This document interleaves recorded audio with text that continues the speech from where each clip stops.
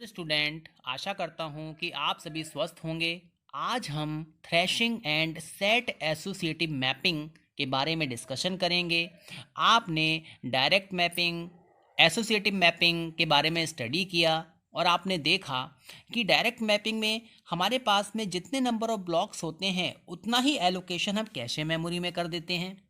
It means वहाँ पे हमें 1-to-1 मैपिंग देखने को मिलती है। और अगर हम बात करें एसोसिएटिव मैपिंग की, तो वहाँ पर हम कोई सा भी ब्लॉक किसी भी कैशे ब्लॉक में जाके एलोकेशन हो जाता है। अब हम बात करते हैं थ्रैशिंग की।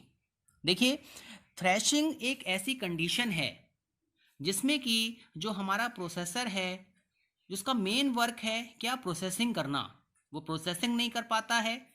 वो केवल और केवल क्या, पेज फॉल्ट को सही करने में लगा रहता है कि कहाँ पर एरर आई है।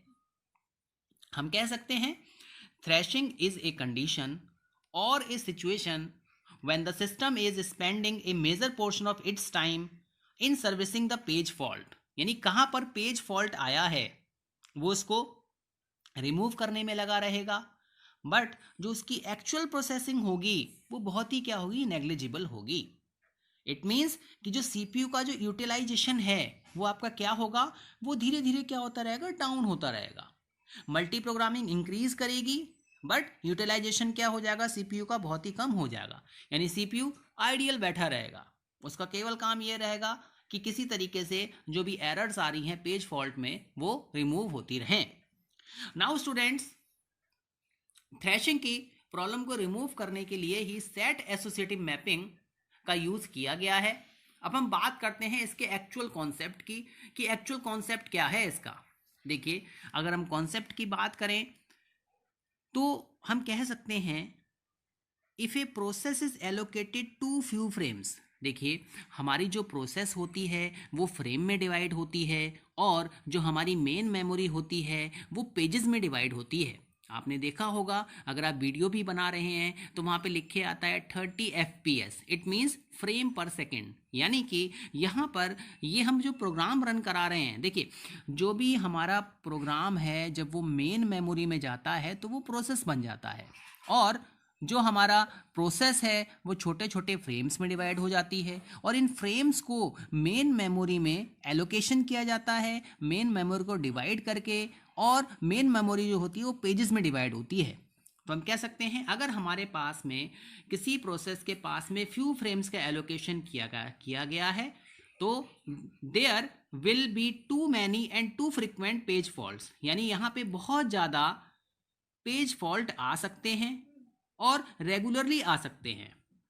एज ए रिजल्ट, इसकी वजह से जो हमारा सीपीयू है वो कोई भी यूजफुल वर्क नहीं कर पाएगा। No useful work is done by CPU. तो थ्रैशिंग एक प्रॉब्लम है। इस प्रॉब्लम में सीपीयू आइडियल बैठा रहता है, कोई उसके पास वर्क नहीं होता है, वो केवल और केवल पेज फॉल्ट को ही रिमूव करने में अपना सारा का सारा टाइम यूटिलाइज कर लेता है। एफिशिएंट वर्किंग नहीं हो पाती है सीपीयू की। नाउ स्टूडेंट्स, जो हमारे पास में मोस्ट इम्पॉर्टेंट प्रॉब्लम है थ्रैशिंग में वो है सीपीयू यूटिलाइजेशन। हम कह सकते हैं कि in this the thrashing CPU utilisation would fall drastically. जैसे कि आपने यहाँ पर ग्राफ में देखा कि यहाँ पे सीपीयू का यूटिलाइजेशन क्या हो रहा है, कम हो रहा है। वो एकदम सीपीयू का यूटिलाइजेशन क्या हो जाता है, डाउन होना शुरू हो जाता है। नाउ स्टूडेंट्स, जो मेन वर्क है वो क्या है कि यहाँ पे degree of multi programming increase हो जाती है। तो इसमें हमारा शेड्यूलर एक मेन वर्क, एक रोल प्ले करता है। ऑपरेटिंग सिस्टम के पास में तीन तरीके के शेड्यूलर होते हैं। एक हमारे पास में लॉन्ग टर्म शेड्यूलर होता है, एक हमारे पास में मिड टर्म शेड्यूलर होता है और एक हमारे पास में शॉर्ट टर्म शेड्यूलर होता है। अगर हम लॉन्ग टर्म शेड्यूलर की बात करें तो इसका बेसिक वर्क होता है सीपीयू के यूटिलाइजेशन को इम्प्रूव करना, सीपीयू के यूटिलाइजेशन को इंक्रीज करना। अब सीपीयू का यूटिलाइजेशन इंक्रीज कब होगा, जब मेन मेमोरी के पास में हमारे पास में बहुत सारी प्रोसेसेस होंगी। मिड टर्म का बेसिकली क्या होता है कि ये ध्यान में रखना कौन सी प्रोसेस का वर्क फिनिश हो गया है, और कौन सी प्रोसेस को सीपीयू का टाइम एलोकेट किया जाएगा। शॉर्ट टर्म शेड्यूलर का बेसिकली वर्क ये है कि जिस प्रोसेस ने अपना वर्क फिनिश कर दिया है उसको आउट ऑफ द मेमोरी लेकर जाए। हम कह सकते हैं long term scheduler would then by to improve the CPU utilisation. Long term scheduler का बेसिक वर्क सीपीयू यूटिलाइजेशन को इम्प्रूव करना है by loading some more process into the memory, यानी कि कुछ और प्रोसेसेस मेमोरी में लोड कर दी जाती हैं, जिससे कि क्या होता है, degree of multi programming increase हो जाती है। रैम में जितने ज़्यादा प्रोसेसेस रहेंगी मल्टी प्रोग्रामिंग उतनी ही इंक्रीज होगी। जैसे जैसे प्रोसेस मेन मेमोरी में आती जाएंगी डिग्री ऑफ मल्टी प्रोग्रामिंग आपकी इंक्रीज होती जाएगी। नाउ स्टूडेंट्स, अब थ्रैशिंग को हैंडल कैसे किया जाए। देखिए, थ्रैशिंग को हैंडल करने के लिए बहुत सारे मेथड्स हैं, बट जो मोस्ट कॉमनली यूज्ड मेथड है वो है हमारा पेज फॉल्ट फ्रीक्वेंसी। यहाँ पर हम एक डायरेक्ट अप्रोच का यूज़ करते हैं। A more direct approach to handle thrashing is the one that uses page fault frequency concept, यानी कि यहाँ पर पेज फॉल्ट फ्रीक्वेंसी कॉन्सेप्ट का यूज़ किया जाता है थ्रैशिंग को हैंडल करने के लिए। अगर थ्रैशिंग को आप हैंडल नहीं करेंगे तो सीपीयू का यूटिलाइजेशन डाउन हो जाएगा और हमें प्रॉपर आउटपुट नहीं मिलेगा। नाउ तो यहाँ पर बेसिकली है क्या, जो पेज फॉल्ट फ्रीक्वेंसी है, थ्रैशिंग में बार बार पेज फॉल्ट अकर होते हैं, उनके रेट को क्या कर देना, कम कर देना। तो हम कह सकते हैं, यहाँ पे आपको ग्राफ दिखाया गया है कि हमारे पास में नंबर ऑफ फ्रेम्स हैं, यहाँ पे पेज फॉल्ट रेट है, तो हम इस फ्रीक्वेंसी को हम क्या कर देंगे, डाउन कर देंगे। और जैसे ही पेज फॉल्ट फ्रीक्वेंसी डाउन होगी ऑटोमेटिकली सीपीयू का जो यूटिलाइजेशन होगा वो इम्प्रूव हो जाएगा। The problem associated with thrashing is the high page fault rate and thus the concept here is to control the page fault rate, यानी कि यहाँ पे पेज फॉल्ट रेट को कंट्रोल करना है। Now अगर हमारे पास में पेज फॉल्ट का रेट बहुत ही ज़्यादा हाई है तो हमारे पास में फ्रेम क्या होंगे, कम होंगे। अगर आप फ्रेम को इंक्रीज कर देंगे तो ऑटोमेटिकली क्या हो जाएगा, पेज फॉल्ट कम हो जाएगा। आपने देखा होगा नॉर्मली अगर आप वीडियोस बनाते हैं और वहाँ पे फ्रेम्स कम हैं, फॉर एग्जांपल 20 FPS पे आप बना रहे हैं, तो वहाँ पे वीडियो ब्लर्ड होना शुरू हो जाता है, यानी कि वहाँ पे पेज फॉल्ट अकर आने स्टार्ट हो जाते हैं। बट जैसे ही जैसे आप इनकी फ्रीक्वेंसी इंक्रीज करते हैं, 30 FPS पे बनाएंगे, 60 FPS पे बनाएंगे, तो फ्रेम्स ज़्यादा आएंगे, वीडियो क्लैरिटी ज़्यादा होगी, इमेज क्लैरिटी ज़्यादा होगी, फॉल्ट कम अकर होंगे। नाउ स्टूडेंट्स, ए लो पेज फॉल्ट रेट, अगर हम बात करें यहाँ पे लो पेज फॉल्ट रेट की, तो यहाँ पे प्रोसेस के पास में बहुत ज़्यादा फ्रेम्स होते हैं, तो हम थ्रैशिंग की प्रॉब्लम को रिमूव करने के लिए पेज फॉल्ट फ्रीक्वेंसी कॉन्सेप्ट का यूज़ कर सकते हैं।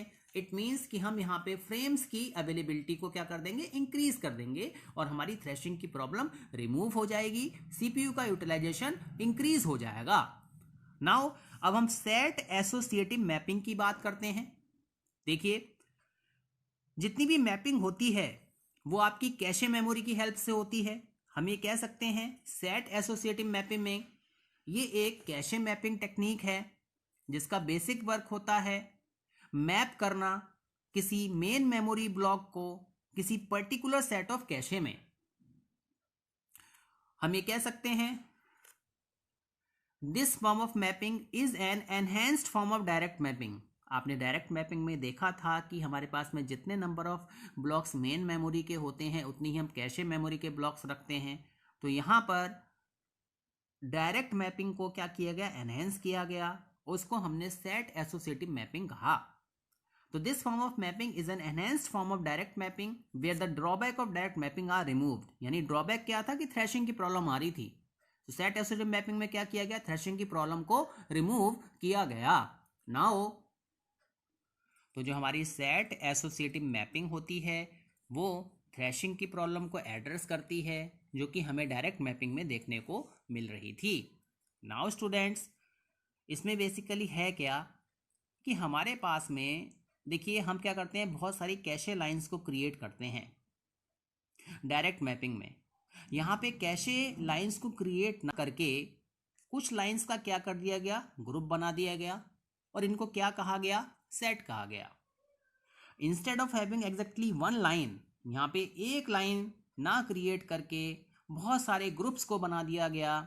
ए block can map into the cache, एक ब्लॉक को मैप करने के लिए we will group a few lines, हम बहुत सारी लाइंस को ग्रुप कर देंगे और उनका सेट बना देंगे। नाउ